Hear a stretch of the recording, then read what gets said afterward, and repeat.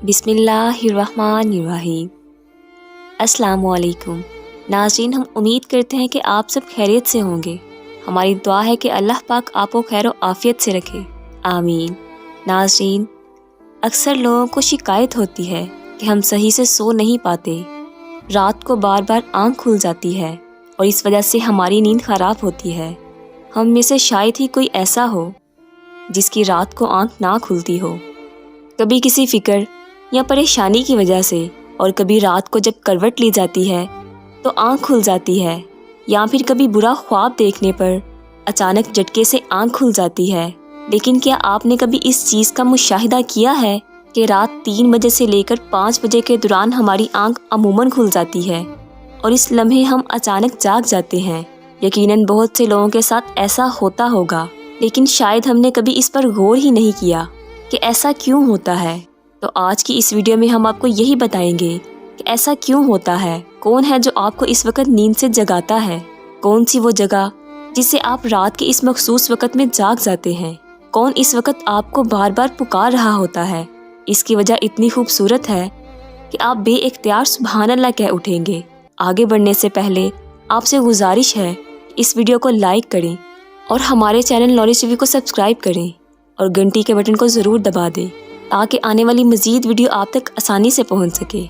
नाज़रीन, दुनिया में हर अमीर गरीब, नेक और बद को कुदरत के कवानीन के तहत दुखों और गमों और परेशानियों में किसी न किसी शक्ल से ज़रूर वास्ता पड़ता है, और ये दुनिया मुसीबतों, परेशानियों और गमों की आमाज़गाह है।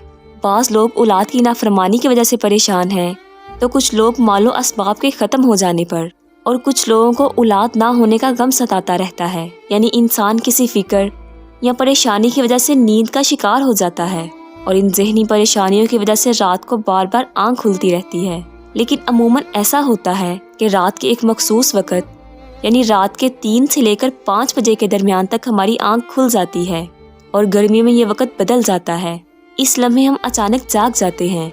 ये सूरत हाल बहुत से लोगों के साथ पेश आती है, लेकिन शायद कभी आपने इस पर गौर नहीं किया होगा कि ऐसा क्यों होता है। तो चलिए नबी करीम सल्लल्लाहु अलैहि वसल्लम की हदीस मुबारक की रोशनी में आपको बताते हैं कि ऐसा क्यों होता है, और फिर आपको अहदीस और जदीद साइंस की रोशनी में भी बताएंगे कि अगर अब दोबारा आपके साथ ऐसा हो तो इस वक्त आपको फ़ौरन ऐसा क्या करना चाहिए जिससे आपको ज़िंदगी की हर खुशी मिल जाए। दोस्तों, ऐसा होना किसी मर्ज़ की निशानी नहीं है कि आप समझे कि शायद मैं किसी बीमारी में मुब्तला हो चुका हूँ कि बार बार एक मखसूस वक़्त पर मेरी आँख खुल रही है, बल्कि ये खुशकिस्मती की अलामत है। और अगर आपके साथ ऐसा होता है तो परेशान होने की बजाय आप अपने रब का शुक्र अदा किया करें, क्योंकि इस लम्हे के दौरान आपका खालिक अल्लाह आपको पुकारता है।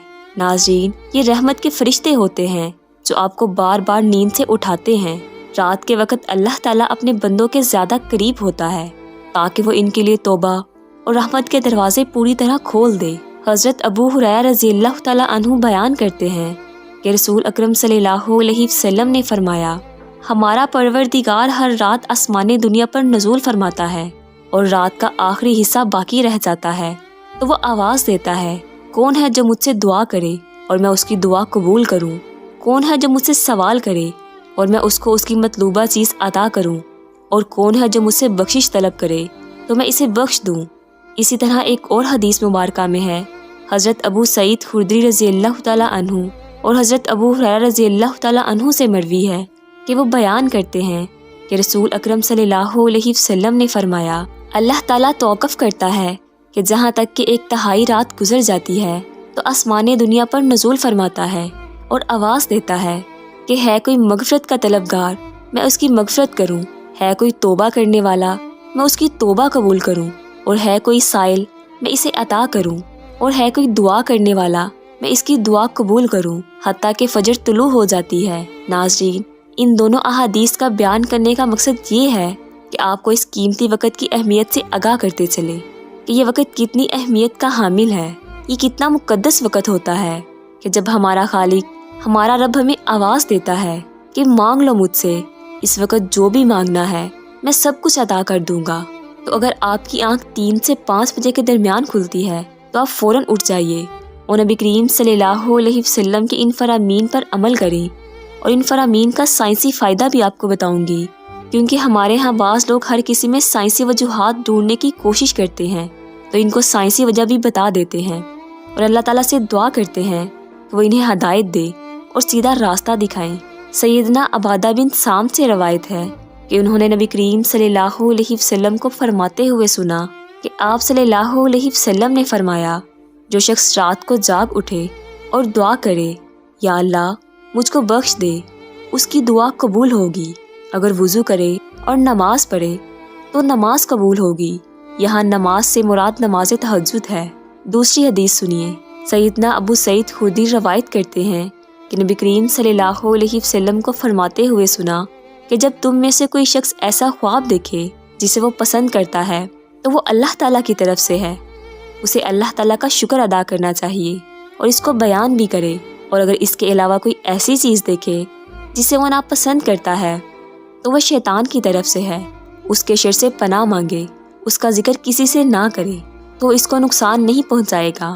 اکثر دوست برے خواب بیان کر رہے ہوتے ہیں اور تعبیرات پوچھ رہے ہوتے ہیں، تو اس بات کو ملحوظ رکھیں کہ بہتر ہے کہ آپ برے خوابوں کی تعبیر نہ پوچھیں، اور جب کبھی رات کو آنکھ کھلیں تو نبی کریم صلی اللہ علیہ وسلم کی ان فرامین پر ضرور عمل کریں۔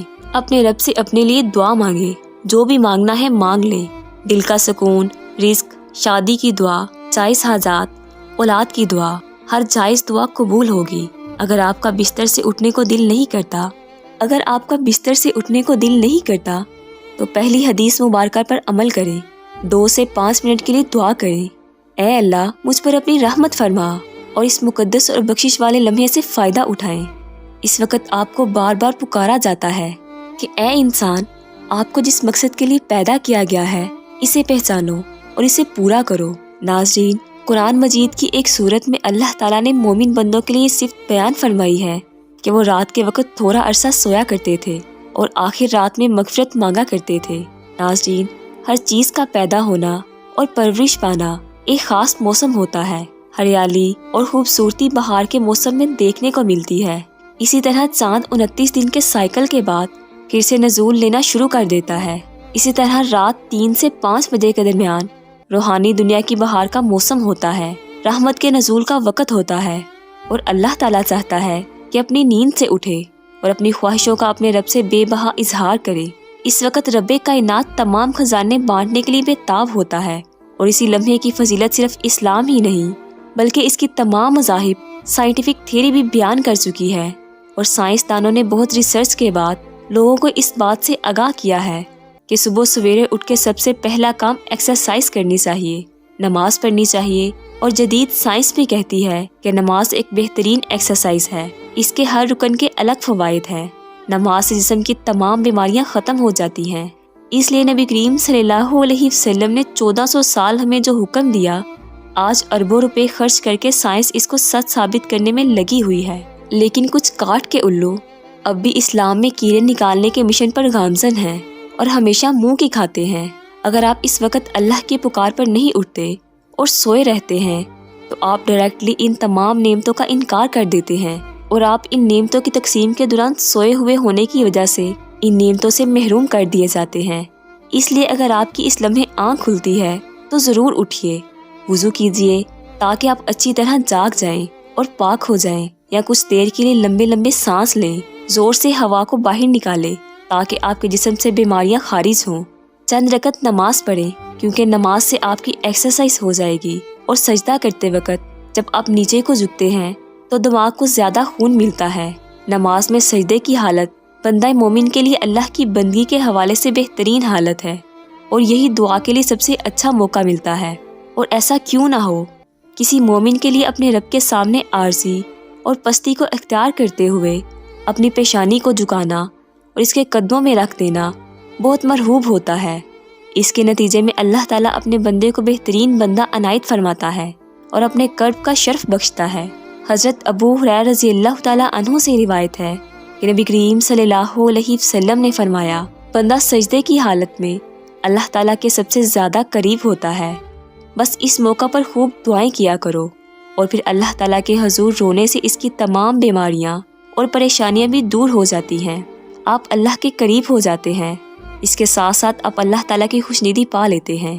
ناظرین، اللہ تعالیٰ سے دعا ہے کہ اللہ تعالیٰ ہمیں 5 وقت کی نماز پڑھنے کی توفیق عطا فرمائے۔